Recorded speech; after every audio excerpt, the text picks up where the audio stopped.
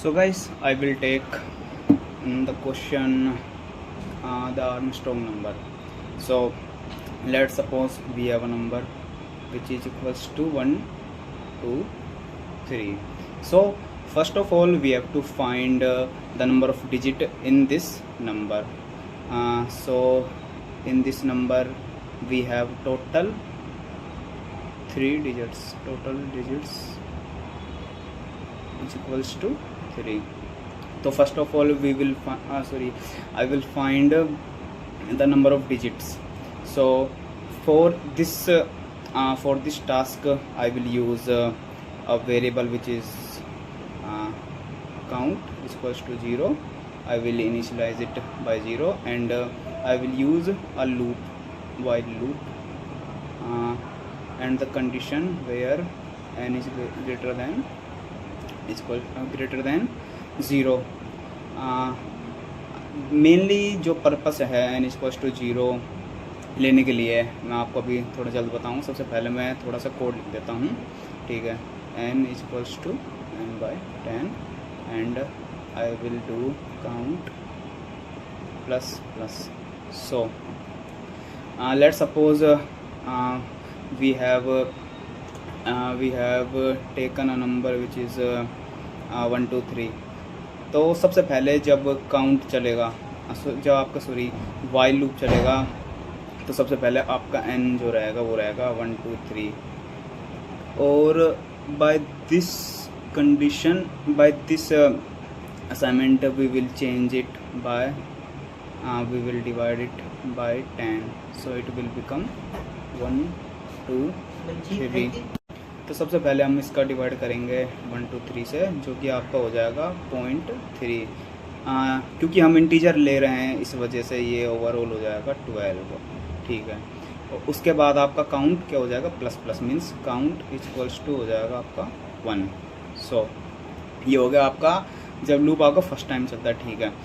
जब आपका loop second बार चलेगा, जब आपका n इक्वल्स टू हो जाएगा 12, और उसके लिए आपका इस वापस से जो हमने इधर n इक्वल्स टू n/10 के इस हिसाब से आपका n जो हो जाएगा वो हो जाएगा आपका 12/10 इक्वल्स टू हो जाएगा आपका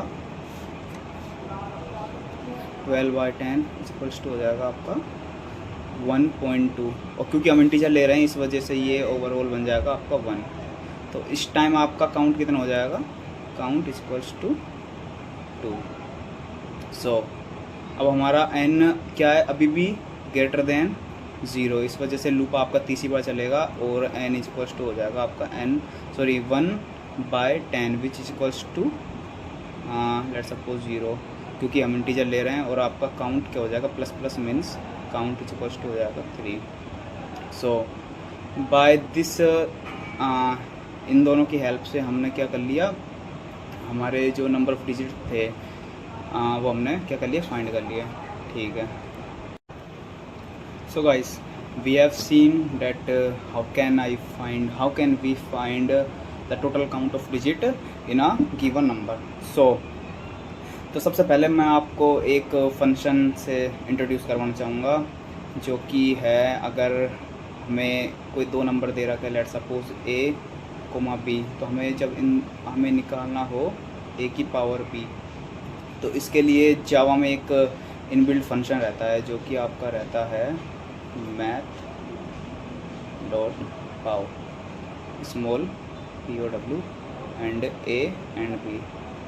आपको इस फंक्शन में एक चीज़ याद रखनी है, क्यों वो ये है कि ये जो फंक्शन जो भी वैल्यू रिटर्न करेगा वो डबल में होगी, उसका डेटा टाइप आपका डबल होगा, ना कि इंट. डबल ना कि इंट. सो ये बात आपको याद रखनी पड़ेगी, स्पेशली जावा के लिए. हाँ, ठीक है. So I will use this function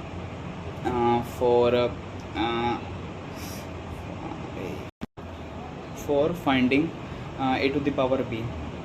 So चलो हम हमारे जो मेन कोड को एक बार लिख कर देखते हैं कि कैसा होगा, ठीक है. ये ले लिया मैंने, ठीक है. तो सबसे पहले हमें क्या करना है, सबसे पहले मैंने आपको बता ही चुका हूँ कि आपको कैसे number of total digits count करनी है एक गिवन नंबर में। तो सबसे पहले हम अब जो हमारा मेन कोड है आर्मस्ट्रॉन्ग नंबर फाइंड करने का, वो मैं आपको बताने जा रहा हूँ।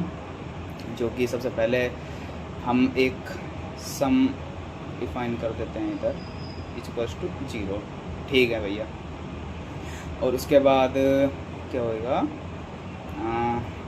ठीक है, =0 हो गया। ठीक है, हाँ। तो इसके बाद हम एक वाइल लूप लगाएंगे मेनली, जो कि आपका जाएगा n>0 के लिए चलेगा सिर्फ। आपको एक कंडीशन तो समझ आ गई होगी कि जब तक आपका n>0 है, जब तक आपका लूप काम करेगा। जैसे ही आपका 0 के बराबर होता है या लेसर देन 0 होता है n, तो उस चीज़ के लिए आपका लूप बंद हो जाएगा। सो गाइस, आई होप कितना तो आपको समझ आ गई होगा। ठीक है, आगे का करते हैं स्टार्ट। तो सम मैंने इसको टू कर दिया 0, तो लेट सबको तो सम टू हो जाएगा आपका सम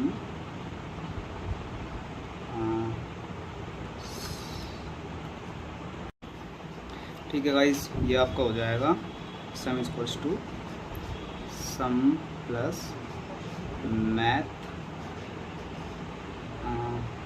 डॉट पाव, और इधर आपका आ जाएगा n%10, और ये होगी आपकी पावर। ए ले लेते हैं इसको। ठीक है, तो हमने जो पहले मैंने आपको जो तरीका बताया था नंबर ऑफ टोटल डिजिट्स निकालने का किसी एक नंबर में, तो उस कोड का यूज़ हम एक फंक्शन बनाने में करेंगे, और फंक्शन एक इंट रिटर्न करेगा, और उसे हम स्टोर करवा लेंगे। लेट्स सपोज वो फंक्शन का नाम हम रखते हैं काउंटर। ठीक है, और काउंटर में हम n दे देंगे, तो हमें ये रिटर्न कर देगा number of digits in A given number. ठीक है, ये जो आपका ये हो जाएगा। ठीक है, और ये भैया m% क्या है। ठीक है, m% है आपका रिमाइंडर निकालने का तरीका। मीन्स लेट्स सपोज आपको दिया हुआ है 122, और आपका m% अगर 10 करेंगे इसका, तो ये आपका हो जाता है 2, क्योंकि जैसे कि ऐसे करते हैं 122 डिवाइड मारते हैं इसका। सबसे पहले एक बार जाएगा, 10 बार जाएगा। ठीक है, हो जाएगा 20, फिर वापस 2 बार जाएगा, तो हो जाएगा आपका 20, ये हो गया 2। तो ये एक डायरेक्ट एक तरीके का एक क्या बोल सकते हैं अप्रोच है निकालने की डायरेक्टली कि रिमाइंडर कैसे फाइंड करेंगे। ठीक है, और लास्ट में हम कर देंगे n=n/10, क्योंकि हमें n को घटाना पड़ेगा। ठीक है, तो आपका ये नॉर्मल इस कोड से आपका आर्मस्ट्रॉन्ग नंबर फाइंड हो जाएगा। सॉरी, ये वाइल भी आ जाएगा इसके साथ। ठीक है, और लास्ट में हम इफ़ एल्स कंडीशन लगा लेंगे। अगर इफ़ आपका जो सम निकाला जो आपने, अगर वो बराबर होता है n के, तो आपका जो नंबर है वो क्या हो जाएगा, तो आपका नंबर क्या हो जाएगा, आर्मस्ट्रॉन्ग हो जाएगा, जो भी है। अगर बराबर नहीं है तो नॉट आर्मस्ट्रॉन्ग हो जाएगा। तो चलिए कोड कर देखते हैं इसे हम। तो गाइस, मैंने यहाँ पर जावा का ऑनलाइन कंपाइलर खोल लिया है। ठीक है, हम कोड कर देखते हैं। सबसे पहले मैं कोड लिखूँगा डिजिट्स काउंट करने के लिए। ये हो जाएगा आपका स्टैटिक इंट काउंटर, जो कि आपका ये आपका इंट n लेगा। ठीक है, तो मान चलो हमें एक काउंटर असाइन करता हूँ 0 से। ठीक है, और एक वाइल लूप चलाता हूँ आपका ये हो जाएगा n>0 के लिए चलेगा, और ये आपका n हो जाएगा n/10, तो साथ साथ इसका काउंट प्लस हो जाएगा। तो ये नॉर्मल कोड है, और यहाँ से हम इसे रिटर्न करवा लेंगे, रिटर्न काउंट। ठीक है, तो ये कोड आपका हो गया है डिजिट्स फाइंड करने के लिए किसी एक नंबर में। ठीक है, तो हम अपना मेन कोड लिखते हैं। तो सबसे पहले एक वेरिएबल असाइन करता हूँ मैं सम =0। ठीक है, और साथ में एक जो मैंने बताया था आपको जो कि आपको क्या हो जाएगा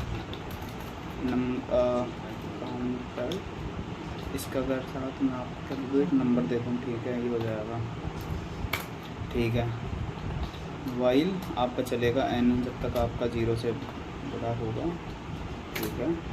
और साथ में आपका सम प्लस इक्वल्स टू आपका हो जाएगा मैथ डॉट पाओ, और ये आपको हो जाएगा, सॉरी हमें इधर सम को डबल में लेना पड़ेगा, क्योंकि मैंने आपको बताया था कि मैथ डॉट पाओ जो भी आपको रिटर्न करता है वो उसका डेटा टाइप डबल होता है। इस वजह से हमने जो स्टार्टिंग में एक वेरिएबल डिफाइन किया था उसे हम उसका डेटा टाइप हमें डबल रखना पड़ेगा, ठीक है। तो इसमें हम देंगे n%, और इसके साथ देंगे हम a, जो कि इसकी क्या हो जाएगी पावर, ठीक है। और लास्ट में क्या कर देंगे n इक्वल्स टू हो जाएगा n/10। तो ये नॉर्मली आपका कोड हो चुका है आर्मस्ट्रॉन्ग नंबर फाइंड करने के लिए। और मान से लिए इधर से मेक n आपका हो जाएगा, मान से 121 ले लेता हूँ इधर, और लास्ट में क्या कर देते हैं, इफ़ अगर आपका सम इक्वल्स टू हो जाए आपके n के, ठीक है, तो क्या कर दो मुझे system dot out print ln हो जाएगा आपका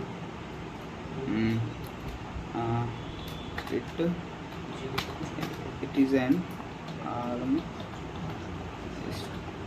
आर्मस्ट्रॉन्ग नंबर, ठीक है। और एल्स में क्या हो जाएगा आपका,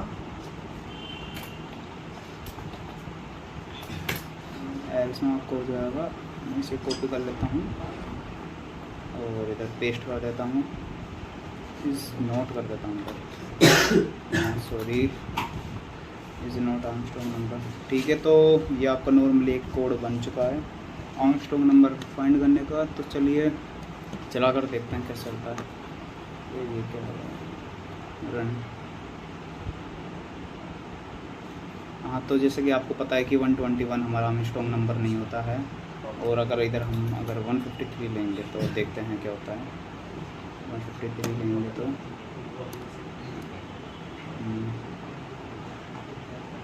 हाँ ये तो होगा।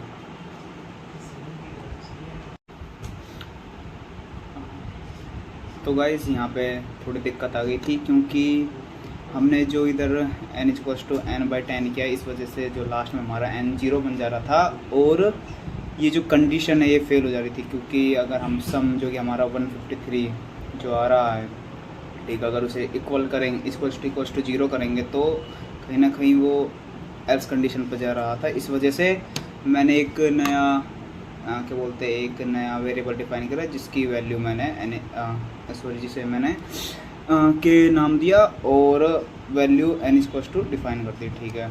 तो यहाँ हमारा कोड अच्छी तरीके से रन कर रहा है। और okay guys, so that's all about this question. तो मिलते हैं अगली वीडियो में। Thanks for watching.